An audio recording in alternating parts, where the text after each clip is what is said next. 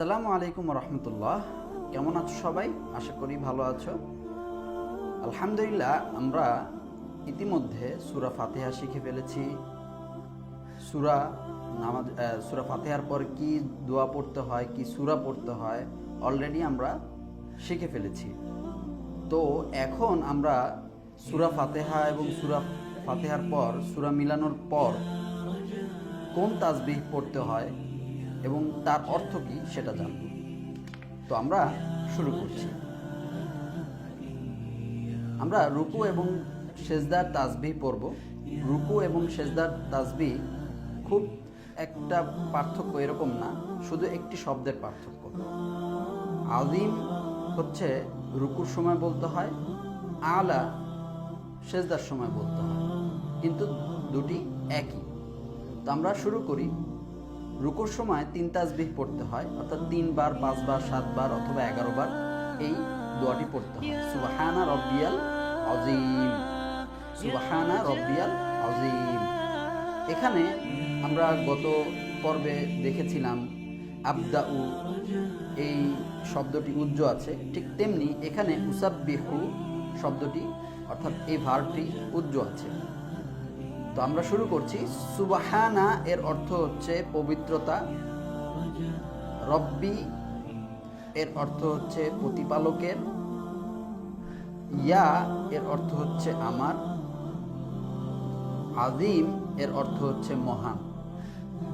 আর বর্ণনা করতেছি এর অর্থ, এর যে আরবি আছে সেটা উজ্জ, উসাব্বিহু, অর্থাৎ উসাব্বিহু সুবহানা এর মূল অর্থ হচ্ছে পবিত্রতা বর্ণনা করছি।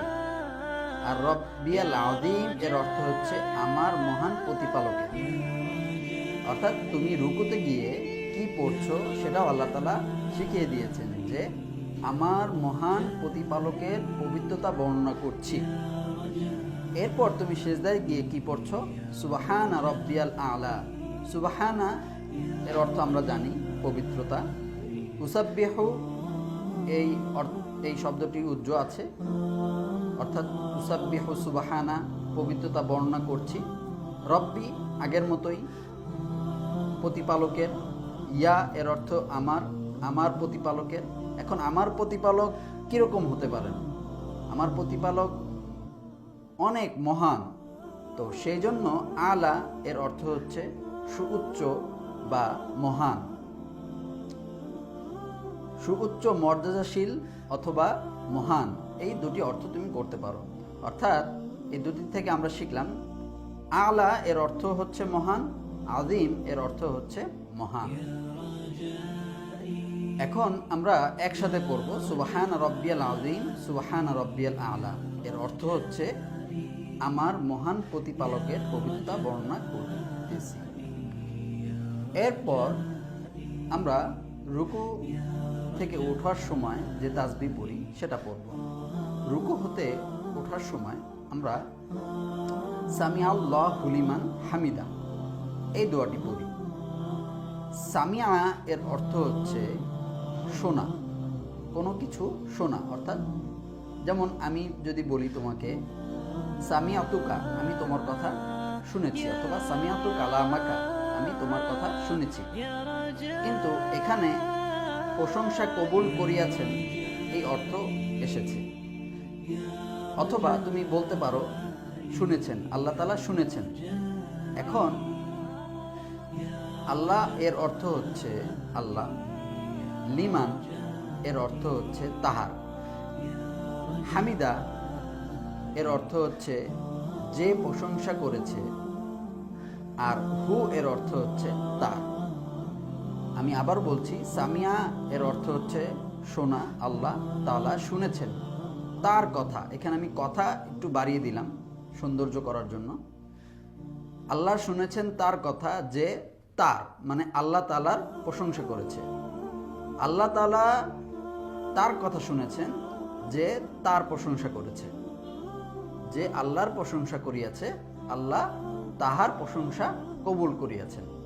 এই হচ্ছে আমরা রুকু হতে উঠিবার সময় এই কথাটি অথবা এই বাক্যটি আল্লাহর কাছে বলে থাকি।